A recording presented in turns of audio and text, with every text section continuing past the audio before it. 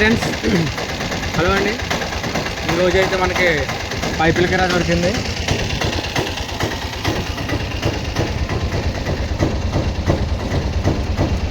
పొద్దునే కట్టుకున్న పైపులు సగం దూరం వచ్చేటికి జారిపోతున్నాయి పైపులు.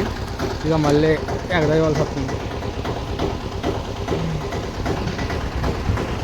ఇక్కడి నుంచి తణుకు వేసుకెళ్తున్నాను. రావులపల్లి ఉంటుంది తణుకు.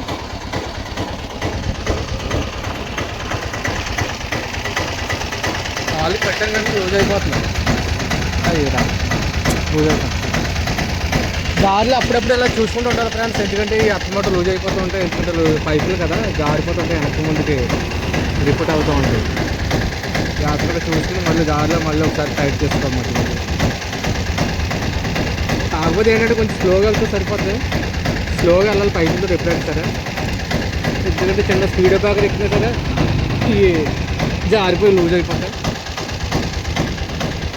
కాబట్టి చాలా జాగ్రత్తగా వెళ్ళాలి అలాంటి పైపులు వెళ్ళినప్పుడు.